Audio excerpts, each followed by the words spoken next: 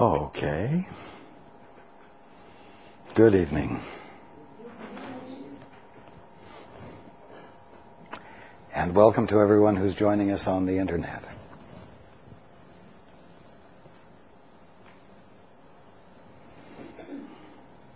We've been talking about the purpose of the body and the use to which you put it. And the fact that when those two things are out of sync, you have problems. The body is a means, not an end. It is a means of communication.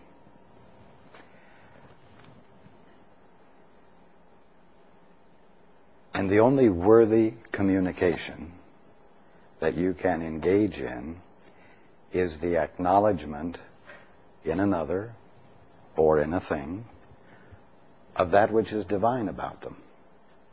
The acknowledgement of what they truly are. The recognition of God right there. The purpose of the body is to be the means by which the communication of such acknowledgement occurs.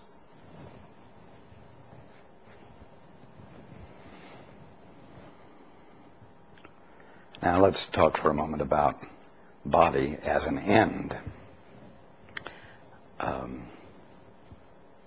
You might not think I'm aware of things like this, but if you walk into any department store, into the kitchen section these days, you will find toasters that are styled in a 30s and 40s theme. Now you tell me what the style of the appearance of a toaster has to do with browning bread so that you can enjoy it with your eggs and bacon in the morning.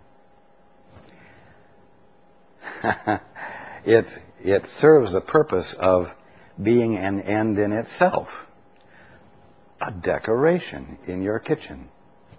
And of course, if you're one of the first ones to have it, well, you can be proud of being up to date in a modern kitchen, which is really ridiculous because it's a design from the 1930s. I mean, you see the senselessness of it. When a toaster becomes a fixture in your kitchen, so that the kitchen has a pleasing appearance, and even makes some statement about you, it's lost its purpose, hasn't it? It has become an end in itself. And at the bottom line, the purpose of it having an end is to make a statement about you. This is always what using a thing as an end means. Now, I've mentioned before that there's really only one function or one purpose for vision, for seeing. It's much the same as the function of the body, in that the purpose of vision is to allow you to be able to acknowledge that which is real in whatever you're looking at. In other words, the purpose of vision is to give something. But I've mentioned before that you generally use vision to get, to gather data, to know if you're safe, to know how to behave under the circumstances.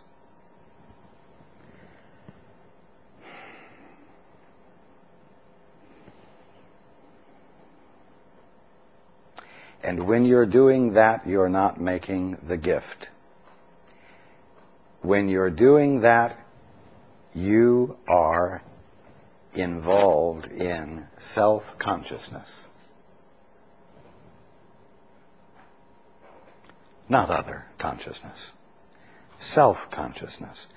And the only reason any of you ever engage in self-consciousness is for self-protection, which means that you have identified yourself as body rather than consciousness, mind. Whenever you are not identifying yourself as consciousness, giving your attention to making the gift of acknowledging the truth of everything you're seeing, you're engaged in self-defense, you are identified as a body, your body has become an object that you call you, and you're like the toaster that has some other purpose than browning bread. You've lost your purpose. You see, we've used the phrase using the body as a means or an end, and you might not have quite understood practically what that meant. But when you are self-conscious and you are using vision to get, you have shifted to using the body as an end.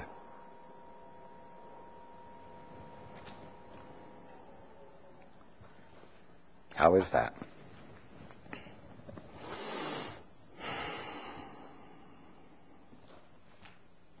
When you are gathering data to find out whether you're safe or not, you try to do this data gathering skillfully and unnoticed, right? I mean, you don't really want everybody to know that you don't trust them. And so, you use your body to distract them by making a presentation that has a certain effect. One of the ways you do it is that you dress nicely to make a good impression. You don't walk in with guns on your hips and bullets across your chest and a knife in your hand. You walk in looking as benign as possible, with as much elegance as is appropriate under the circumstances. You don't want to look like a slob, because you want to appear to be credible, decent, respectable, right? But still, you use your body to make an impression. And that's not a gift, because it's selfish. You're protecting yourself while you engage in surreptitiously gathering information. You roll over in bed in the morning and turn to your wife or husband, and in a soft voice you say, "Did you sleep well?" You see, benign. But what you're really asking is it safe for me to get up out of bed without being on guard? You see, but you have a presentation. And this act of apparent caring is totally selfish. Why? Because you think that you may be in danger, that you may be confronted by somebody who's still mad at you for what happened last night. You see? That's what's characteristic of self-consciousness. Now, I want to shift here. Creation is an unself-conscious, exuberant, joyful, spontaneous expression of being.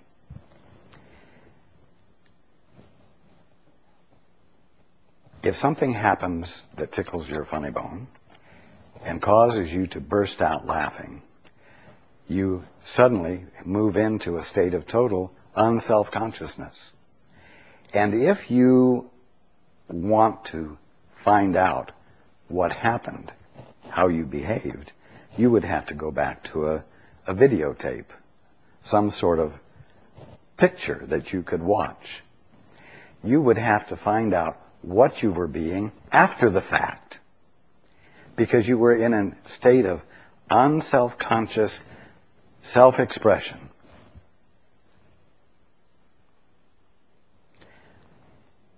In other words, the impression you were making, or how you looked, was the furthest thing from your mind. God doesn't be for anyone else. Creation is not a movement to impress. Creation is not a movement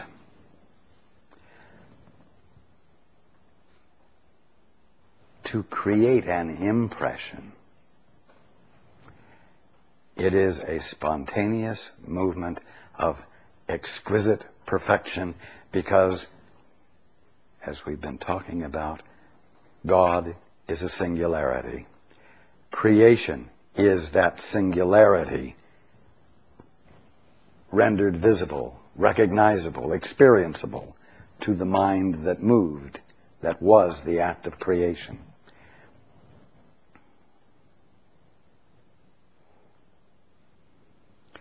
When you are using your body properly,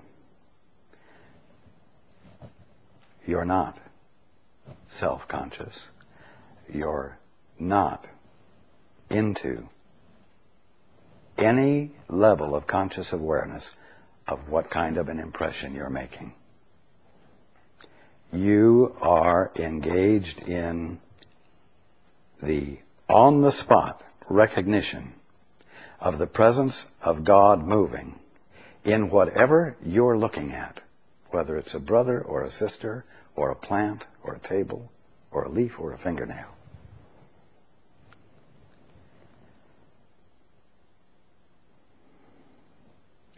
It's a pure gift without strings.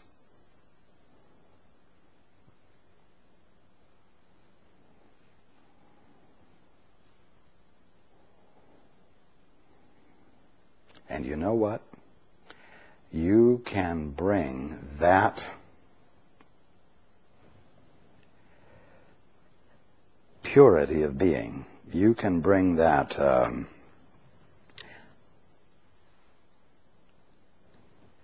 conscious experience of being into any and every aspect of your day. It's not a holy or spiritual or religious thing to be relegated to a synagogue or a church or a temple.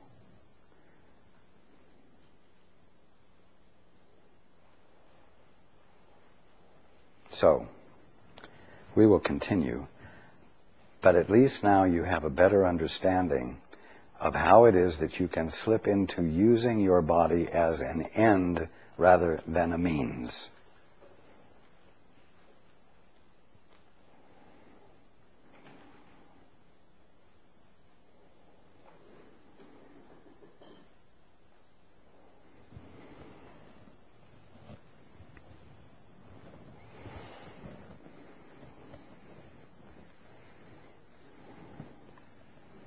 Your habit, your persistence of perception would hold your body as something separate from you, something not you, that you inhabit for a period of time and then abandon, or it abandons you, it would seem.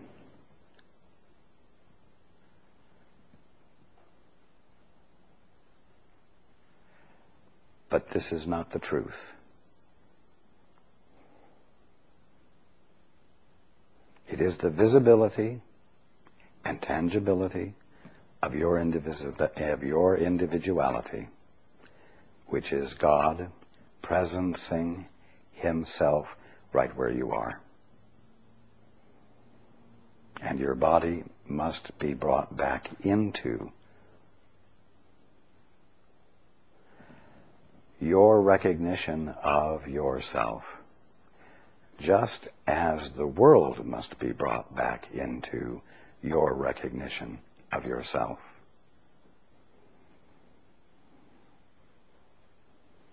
So that there is not this split perception in which some of your conscious experience is yours and you, and the rest of it is not yours and is not you. The ego's goal is for you to keep this separation, to keep this artificial division in place in your mind, because that's the one thing that can keep you from remembering who you are. It's the one thing that can apparently successfully distract you from waking up. And so it's very important, it's essential to become clear about body, world, universe, and you. Okay. Next section, healing as corrected perception. We once said that the Holy Spirit is the answer. He is the answer to everything because he knows what the answer to everything is. And once again, let's not forget that the Holy Spirit is nothing more than your right mind.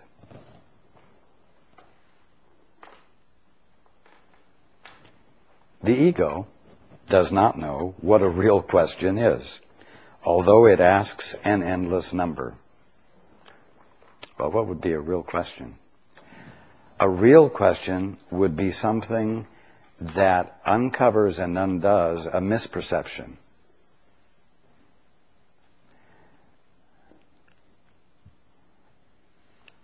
The questions the ego asks distracts you from asking such pertinent questions.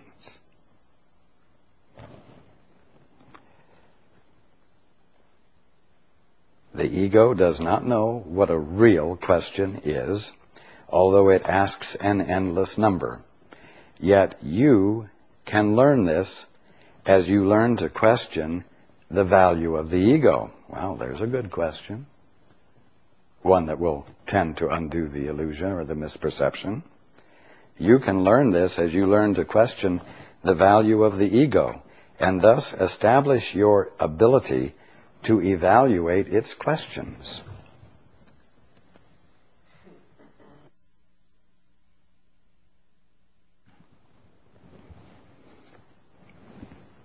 Now, this is an example of the absurdity of an ego's question.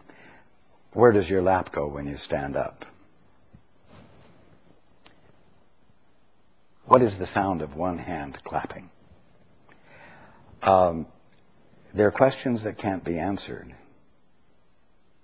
But the ego asks them together with the suggestion that there is an answer and that it would be well for you to engage in finding it. It's very much like the children's game where they send an unsuspecting buddy out on a snipe hunt, knowing that there aren't any snipes, you see, and taking advantage of the buddy's ignorance. So we're talking about learning to distinguish answerable and unanswerable questions, evaluating the ego's questions so that you can recognize that going for that answer is going to be futile and will not uncover anything that will displace a misperception. When the ego tempts you to sickness, do not ask the Holy Spirit to heal the body, for this would merely be to accept the ego's belief that the body is the proper aim for healing. See, when the ego tempts you to sickness, you see, the proper place to give your attention is the undoing of the temptation. the recognition that you're being tempted, so that you may turn your back on the tempter and say, "Get thee behind me. Get out of my sight. I do not choose to embrace you and give any part of my attention to you," you see. When the ego tempts you to sickness, do not ask the Holy Spirit to heal the body, for this would merely be to accept the ego's belief that the body is the proper aim for healing. Ask rather that the Holy Spirit teach you the right perception of the body, for perception alone can be distorted. Only perception can be sick, because only perception can be wrong. Now, there's an important point in here. Ask rather that the Holy Spirit teach you the right perception of the body. It doesn't say, ask the Holy Spirit to help you see that the body isn't real, or that it doesn't exist. You ask for the right perception of the body because something is going on there that is real, and you want the right perception.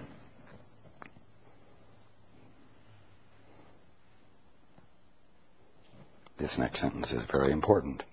Wrong perception is distorted willing. It's a distorted use of will. Wrong perception is distorted willing, which wants things to be as they are not. The ego would say, your body's acting up. Your body is at odds with you. Correction of your body needs to occur. You need medication. You need to coerce it one way or another into better, more harmonious behavior. Understanding, of course, that it's not really you, and it's only a temporary abode. Excuse me.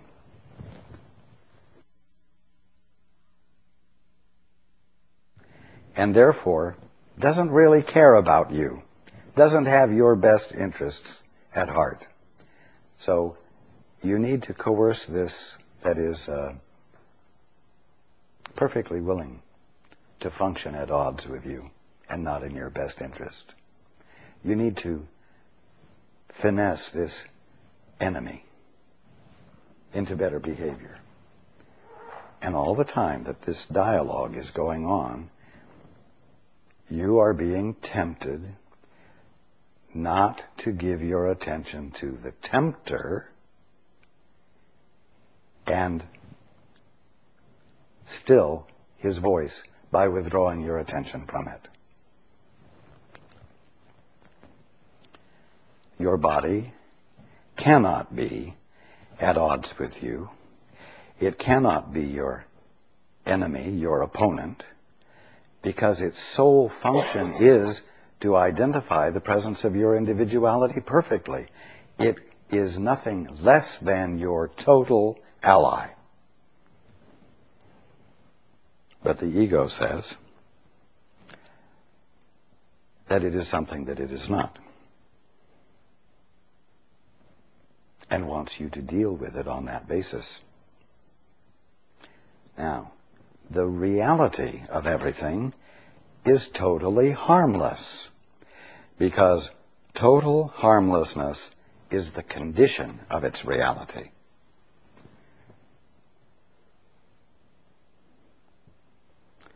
The reality of your body is totally harmless, because total harmlessness is the condition of its reality. The Father moved. The Father moves. And the movement looks like you. What do you mean, looks like you? Looks like you. Is experienceable as you. And because the movement of God was harmless, the visibility and tangibility, the experienceability of you is harmless.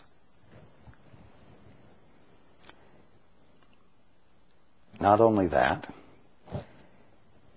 it is also, harmlessness, is also the condition of your awareness of its reality.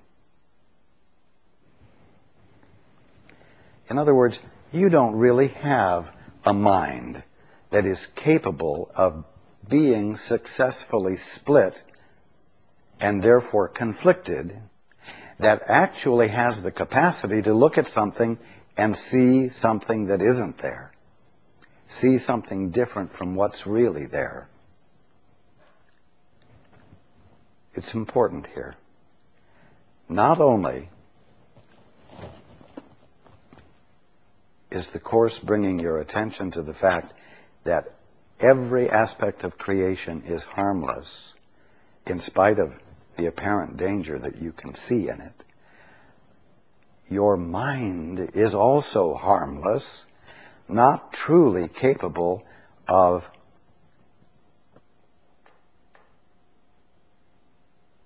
creating a conflicted world to see.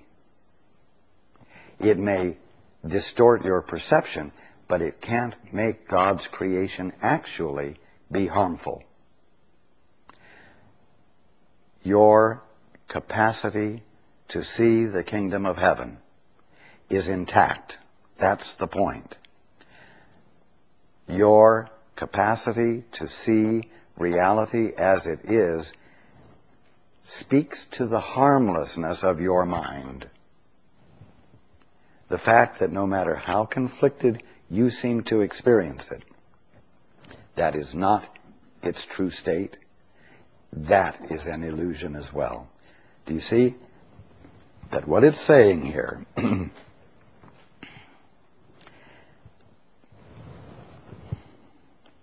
the reality of everything observed, I'm inserting that word, the reality of everything observed is totally harmless, because total harmlessness is the condition of its reality.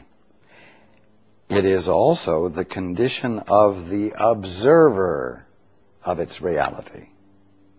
You see now? Harmlessness is the nature of the observed and the observer.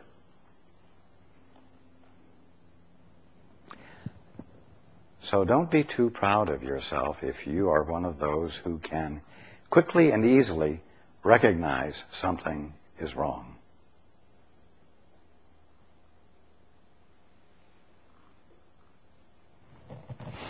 Got it?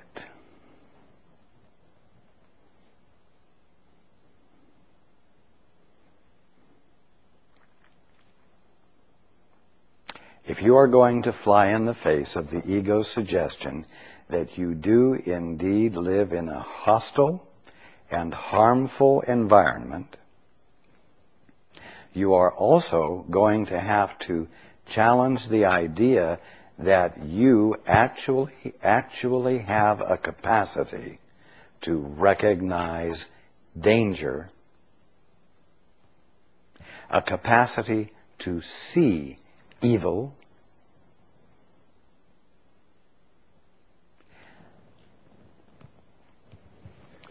because if you want healing, you've got to recognize the benignness of that which needs to be healed, together with the benignness of your mind in the act of observing the thing that needs healing. That is the only way you bring singularity into the picture. And singularity is the only thing that causes instantaneous transformation of illusion into the conscious experience of reality that's called healing.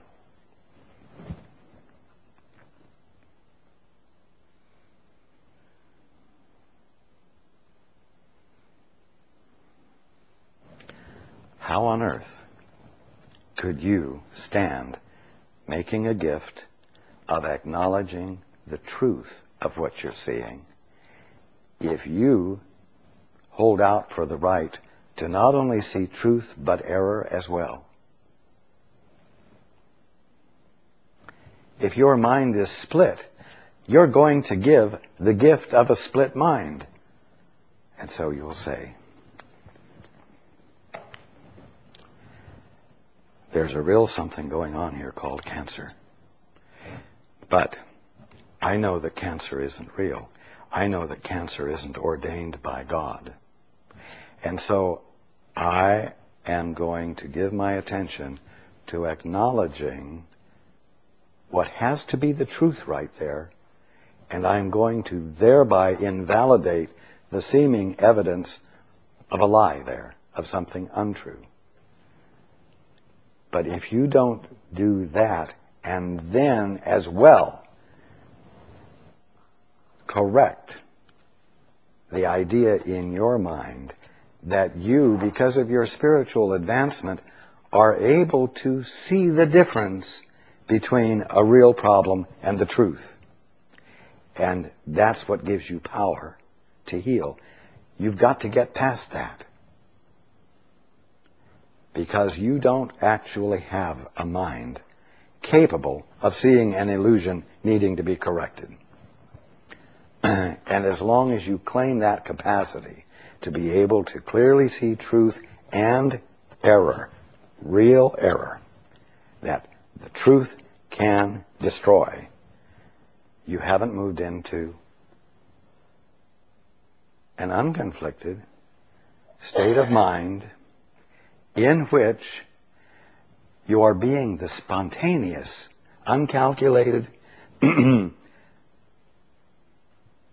giver of the recognition of truth.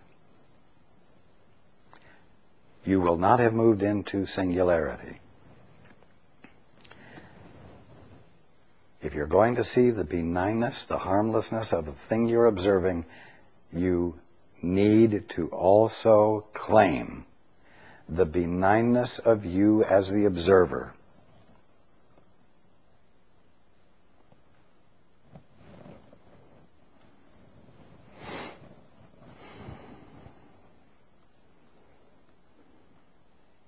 Continuing, you do not have to seek reality. It will seek you and find you when you meet its conditions. Now, I've just talked about meeting its conditions. The conditions are your willingness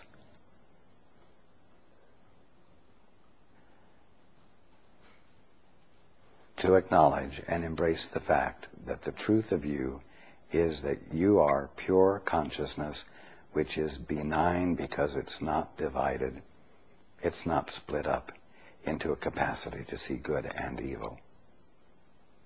And you have to be willing to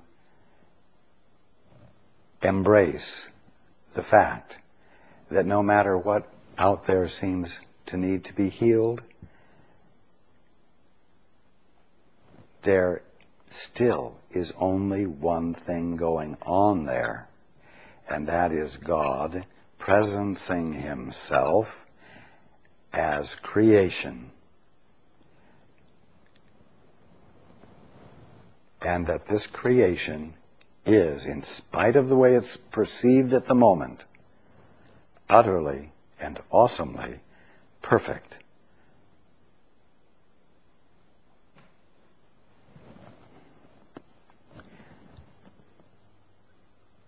When you bring the observed and yourself as the observer into that kind of singular alignment of intent,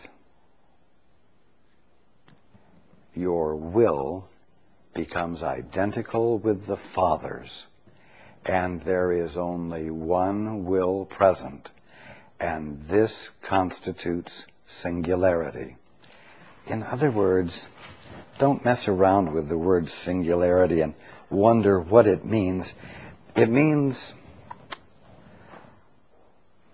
unconflictedness, pure harmony, pure peace. When you are experiencing peace, real peace, there's no conflict. That's singularity. Singularity is not some sort of universal, not quite understandable meaning. It's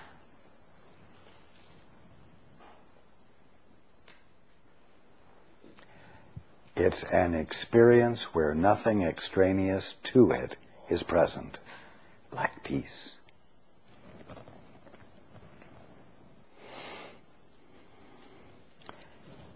Reality will seek you and find you when you meet its conditions.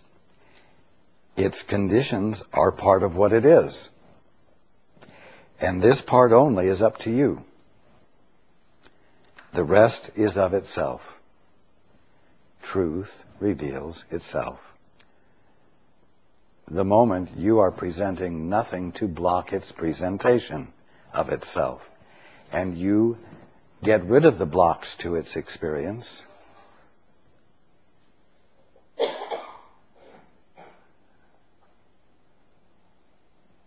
by being the benign observer of a benign world. A benign observer and a benign world that are benign because you aren't a shitty little ego. And you aren't living in a shitty world because God is all that is going on. And you're not separate from that going-onness of God. Continuing, you need do so little,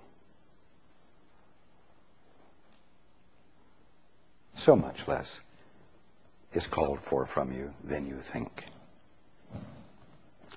You need do so little because it, truth, reality, is so powerful that your little part will bring the whole to you. The moment you're undefended against reality, it will flood you.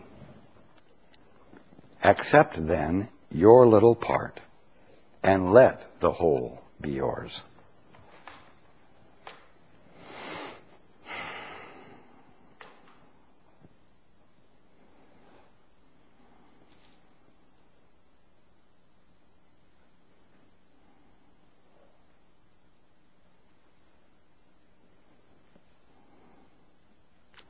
Yes, I know. Sounds so simple. And it can't possibly be that simple.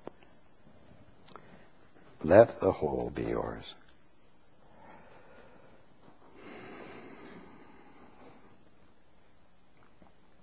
How do you let the whole be yours? See how quickly you forget. You let the whole be yours by not reinforcing the definitions of everything that you've always been using. You let it in by getting up in the morning saying, I don't know what anything means. I think I know what it means. I thought I knew what it means, but I am willing to make the assumption that I don't know what anything really means because I'm quite positive I'm not awake yet. And therefore there is more here for me to see. And so today I am going to dedicate myself to the best of my ability in every single situation to be looking for the more of what is going on than what I'm seeing. I am going to stop defending my confidences in what I think everything is. All you have to do is neglect to reinforce what you believe. You should write that down. All you have to do is neglect to reinforce what you believe. That is how you let the whole be yours. The minute you take down the dike, the minute you remove the wall, what's on the other side of the wall fills up the space, rushes in, infills you. And what's on the other side of the wall? The rest of you. It's been called the Holy Spirit. The answer. That which is the answer because it knows all the answers. Because it is the full consciousness of truth that is yours. You all already know the answers.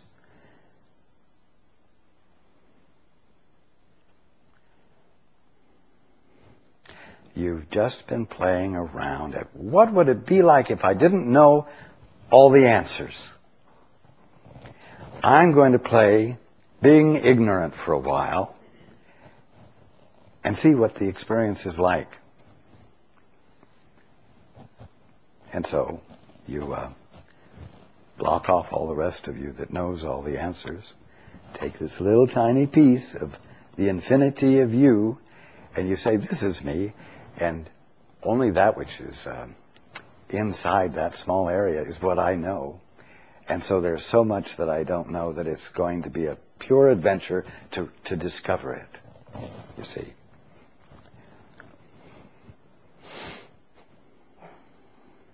You do not have to seek reality. It will seek you and find you when you meet its conditions.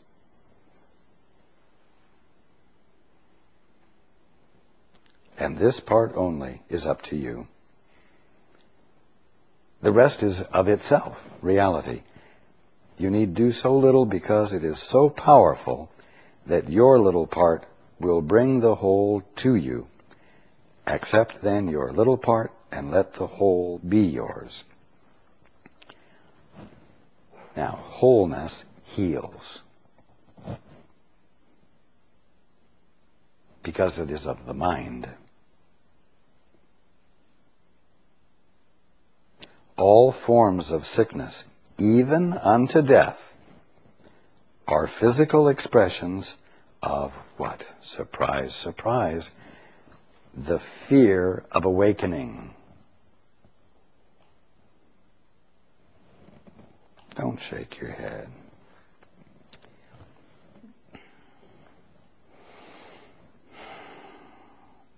As I've said before, you're afraid of awakening for a number of reasons, not the least of which is that you're afraid it's going to be too much work. It's going to require too much of you. That you're going to have to be too conscious. That you're going to have to be too alert. And being alert, because it's always been a part of defense for you,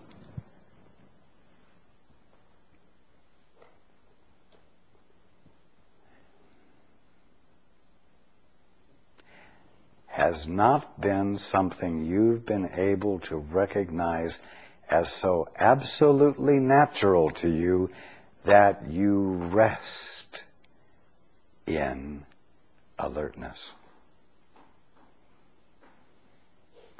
That alertness, that consciousness, is an experience of peace. And so you push awakening away from you for fear that it will be so demanding of you that you would rather put up with, tolerate the dissonance of life that you're experiencing because it's not so demanding. Being awake is absolutely undemanding because a mind that isn't experiencing disintegration is in a state of perfect peace. And mind moves infinitely in perfect peace, and work is a concept entirely foreign to it. It is effortless. And your fear that it will be too demanding, keeps you from discovering and having the experience of effortless, peaceful, infinite conscious awareness.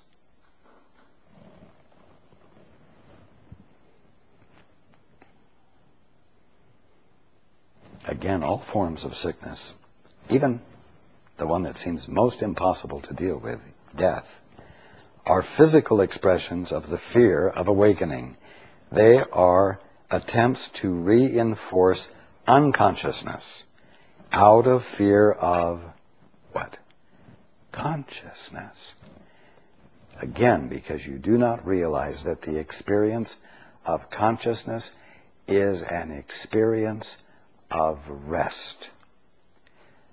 Creation, the movement of creation,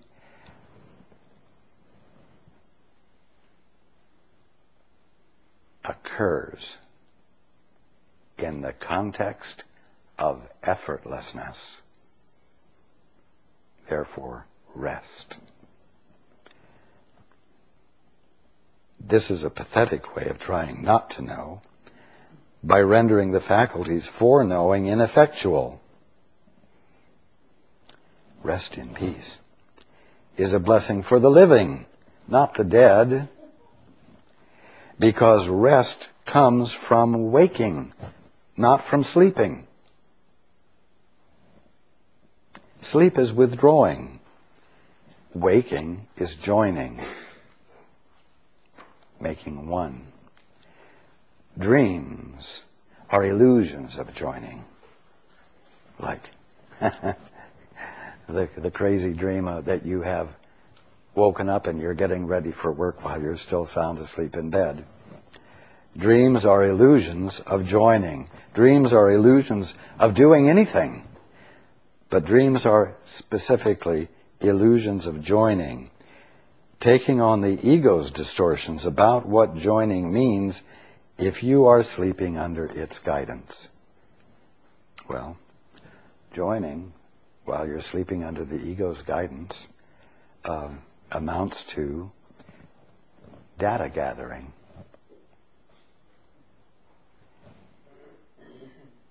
Constantly making moves against your opponent.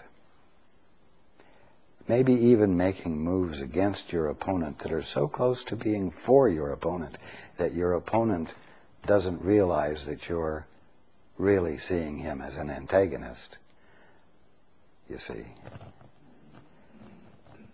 Dreams are illusions of joining, taking on the ego's distortions about what joining means if you are sleeping under its guidance. Yet the Holy Spirit, too, has use for sleep and can use dreams on behalf of waking if you will let him. In other words, the Holy Spirit can turn every single one of your dreams to your advantage. How? By helping you to question what you're looking at, so that you're asking questions that help break misperceptions. Misperceptions, well, the only place misperceptions are going on are in your dream, your current state of unconsciousness of truth. So the ego uses your misperceptions to keep you asleep, while the Holy Spirit uses your misperceptions to help you wake up. By not distracting you from questions, the answers to which will undo misperceptions and release you from the bondage of your commitment to them. How you wake up is the sign of how you have used sleep. And I'm going to say how you wake up is the sign of how you went to sleep as well. In other words, your awakening, as I've said before, is going to be you retracing the steps you took away from home. So the trip will be unique to each of you because you all used different reasons for arriving at the same place. And you will undo those reasons one by one as you go back home. Again, how you wake is the sign of how you have used sleep. To whom did you give it? Under what teacher did you place it?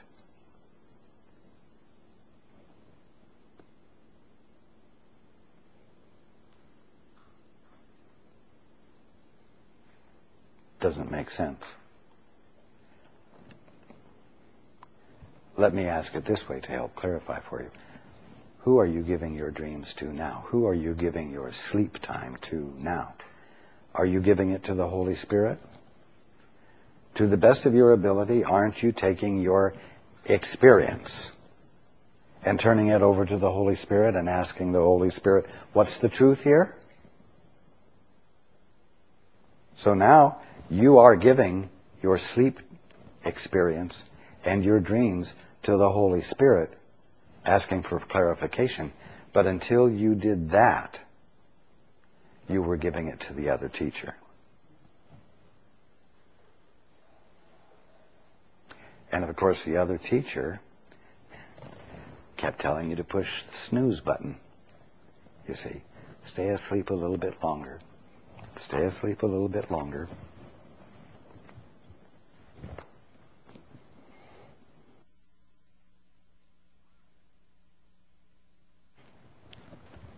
So how you wake up is the sign of how you have used sleep. To whom did you give it? And I'm saying, and to whom are you giving it now? And under which teacher did you place it? And I'm adding, under which teacher are you placing it now? You know, Holy Spirit, here's my dream. Here's my sleepiness.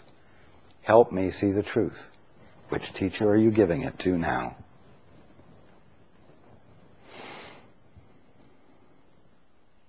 Whenever you wake dispiritedly, it was not of the Holy Spirit.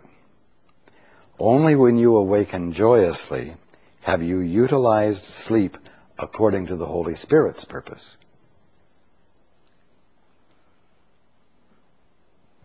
Now this can be used metaphorically as well as actually, we'll say. When you go to sleep at night, do you turn your rest over to the Holy Spirit? Or do you just say, wow, I'm a very tired body. It's been a rough day, and I know it's going to be rough tomorrow. And so I'm going to get to sleep as quickly as I can so that my poor, tired physical body can go through a process of rejuvenation, and so that I can have a certain appropriate number of dreams that cause my mind to come back into better balance. And I sure hope I have that appropriate number of dreams, because I know I need to be able to be ready to deal with tomorrow. You see, is that the way you've gone to sleep? Or have you turned it over to the Holy Spirit? But likewise, in terms of truly waking up to the conscious experience of what you are and your birthright, you must turn that over to the Holy Spirit.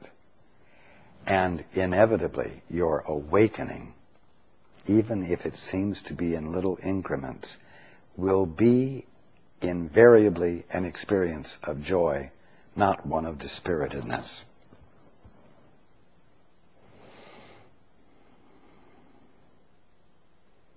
Continuing, you can indeed be drugged by sleep. But this is always because you have misused it on behalf of sickness. And I'm going to say here sickness in terms of a wish to have things be what they are not. A wish to have things be what you've defined them as, rather than asking the Father to disclose to you what it really, incredibly, is. Continuing, sleep is no more a form of death than death is a form of unconsciousness. Unconsciousness is impossible.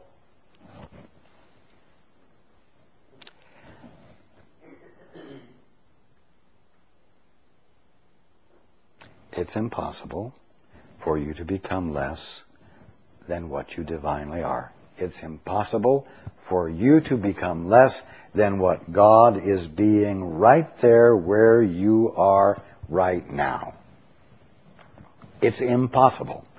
Because it's impossible, you haven't accomplished it. Even though you believe your imaginations. And because you haven't accomplished it, you can wake up right now.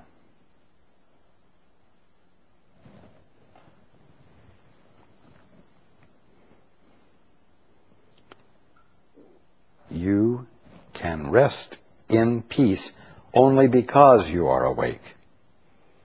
Because creation moves in peace. Creation moves effortlessly. Healing is release from the fear of waking.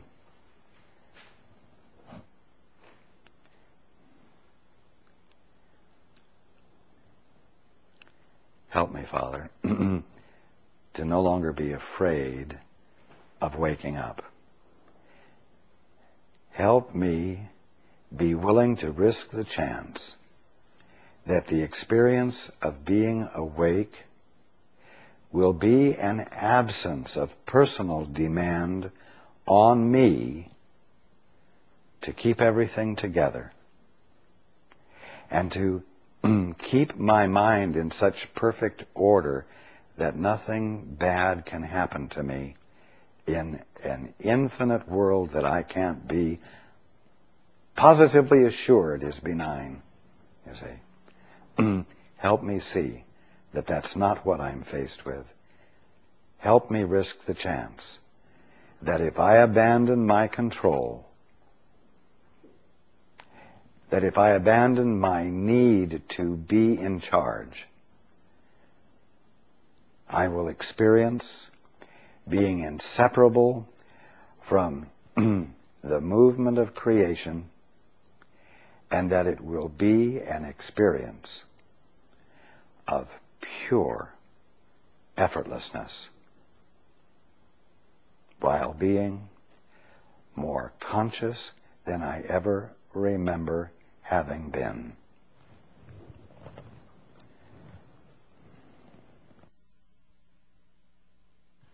Let this be your prayer.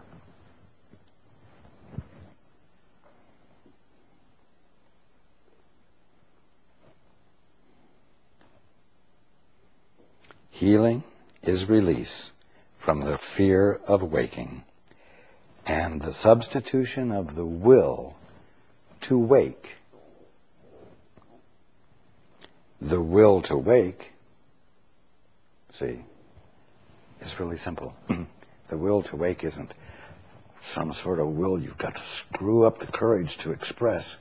The will to wake is simple. The will to wake is the will to love. That's not foreign to you. The will to wake is the will to love. And what is love? It's you using your body as a means of communication in acknowledgement of that which is real in each and everything.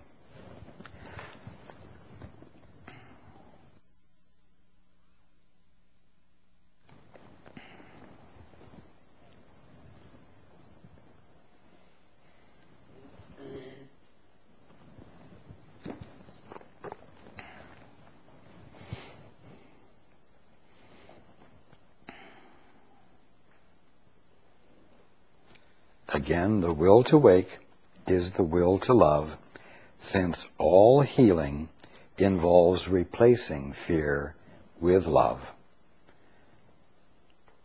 The Holy Spirit, that which is nothing more than your right mind, cannot distinguish among degrees of error, for if he taught that one form of sickness is more serious than another, he would be teaching that one error can be more real than another.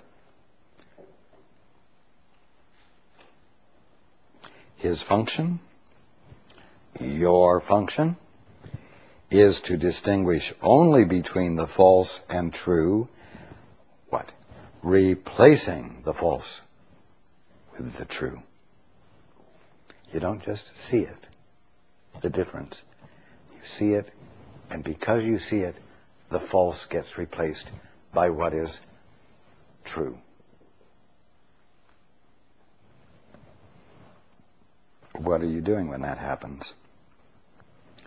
You're allowing yourself to be the benign observer of that which is observed as being benign.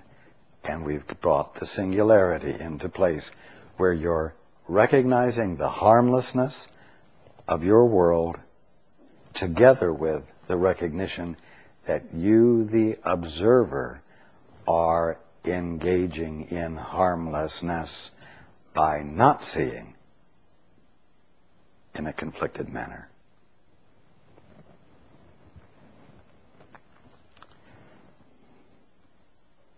The ego, on the other hand, which always weakens the will, wants to separate the body from the mind, the observer from the observed.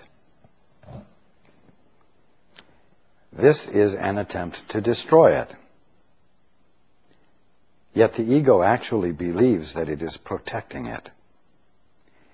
This is because the ego believes that mind is dangerous, and that to make mindless is to heal.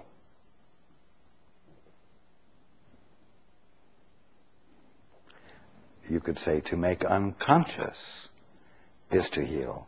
And of course, for the mind to become unconscious of the truth secures the ego's existence. And that is healing from the ego's vantage point, because anything which undermines its existence is an enemy that it needs to be healed of, so it's not present in its experience, and there is no threat of its annihilation. The ego sees true healing the way you see disease in your ignorant state. Anything that will undermine it is an enemy, is a what do you call it? A terminal disease, which it can't afford to catch. So, healing of the potential of this terminal disease for the ego would be for the terminal disease to disappear. And yet, what is a terminal disease for the ego is nothing more than and nothing less than truth. Reality. Because reality will make it obvious that the ego had no existence and was just imagined.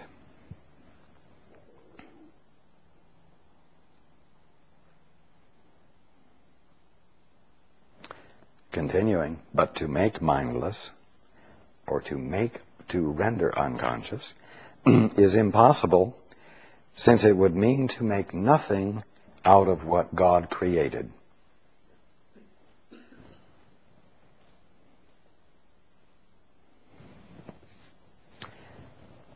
As long as you are experiencing ignorance, and as long as you are looking through the lens of ignorance at your world, and you're not experiencing it as what it is, and you're not experiencing yourself as what you are,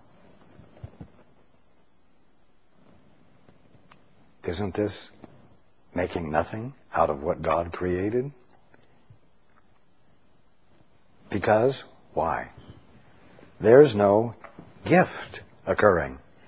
There's no body being used as a means to an end, that end being the recognition and acknowledgement of the presence of God in each and everything, as well as in yourself. You see? And so while you're not recognizing God, all of you are in effect making God nothing and nowhere. It doesn't make God disappear, but it does make your experience like that.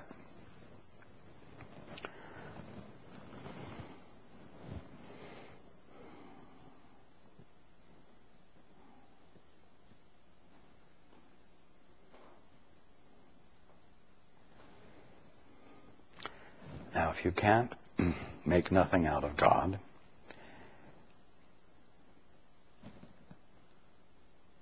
then you haven't been made mindless. You haven't been made incapable of recognizing and acknowledging God. And so your capacity to do that is totally intact.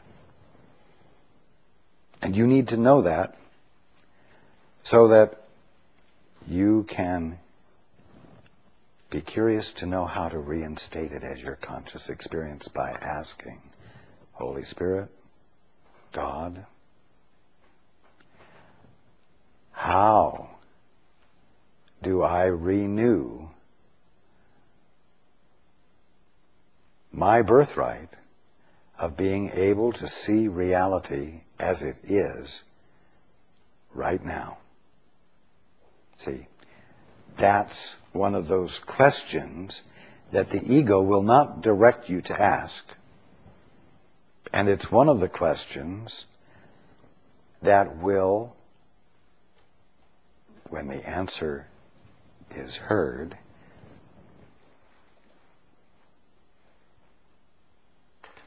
undo misperception.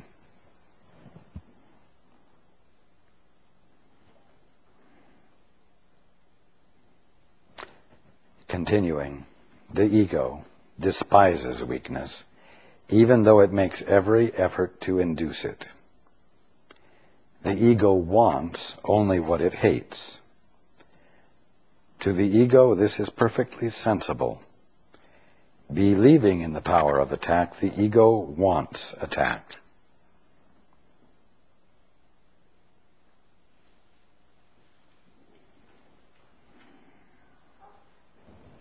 Why? Or is anybody wondering why?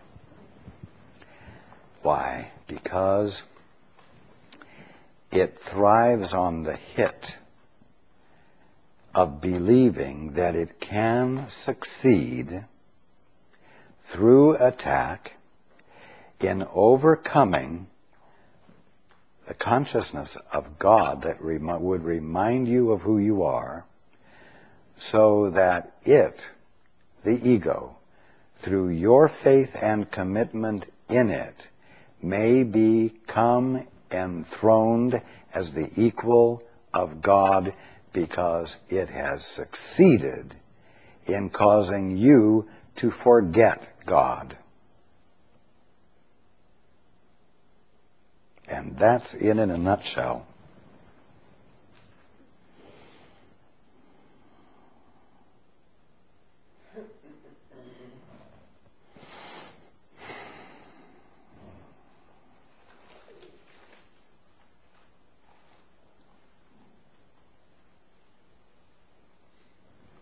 It's just an insanity. Let's put it this way, it's not a big problem. It's just a misperception which is being held to so tightly that it seems to be insurmountable. It seems as though it will be impossible to wake up. But it's not. It's a little problem. It's a little misperception.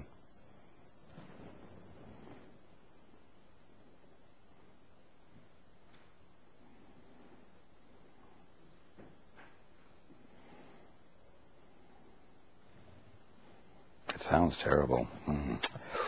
The ego despises weakness.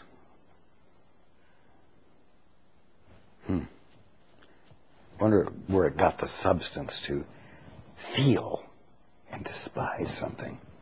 It didn't. The ego despises weakness even though it makes every effort to induce it. The ego wants only what it hates. Now, this could be quite an indictment on all of you if you all accept the idea that you are an ego, but you're not. That you are is a little misperception.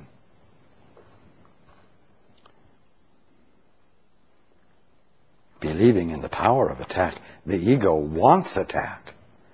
Sounds serious, doesn't it? It's just a little misperception about what you are.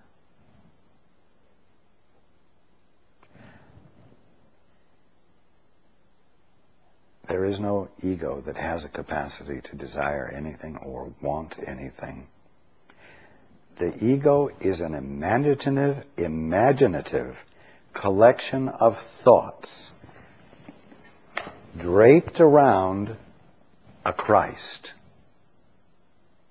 That's all. And if there's any impetus to anything, if there's any will, if there's any feeling, if there's any commitment, it's borrowed from the Christ around which this flimsy collection of ideas is draped. Because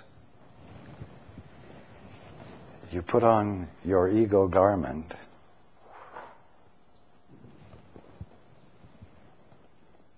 for an impression,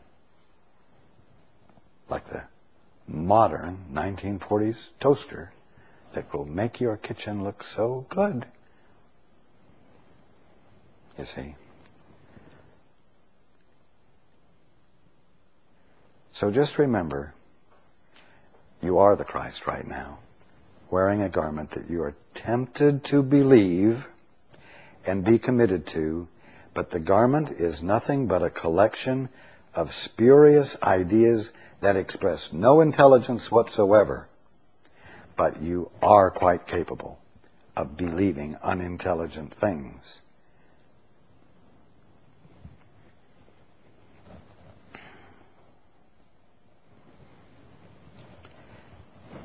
The way out of this dilemma is the one we've been talking about and talking about and talking about.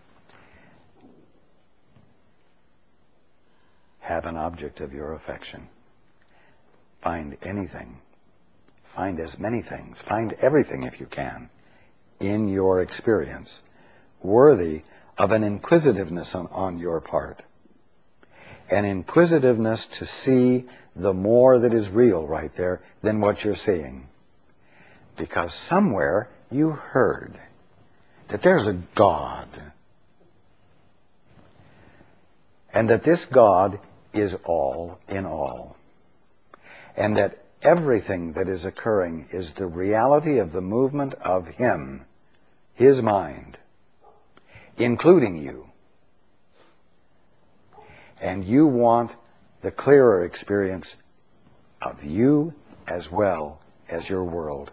You want the clearer experience of what being the observer means, as well as the clearer experience of what the observed is, so that there is healing.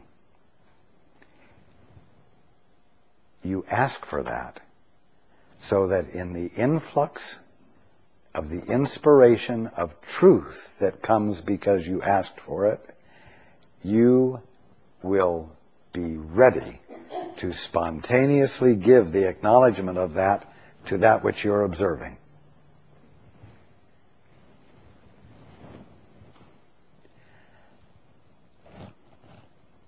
So, it boils down to the centuries-old answer to the problems of human existence: love. And you all understand what love is. So what you're being asked to give in order to have the experience of waking up is something not foreign to you. And although we have hundreds of pages here yet to read, and even though every Sunday night I can turn 3 pages into 17 pages of text, the answer is simple.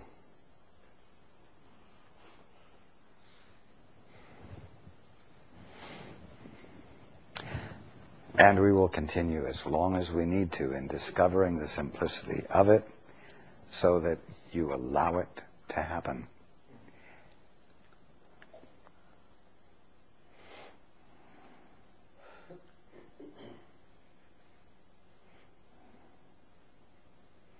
I look forward to being with you next week.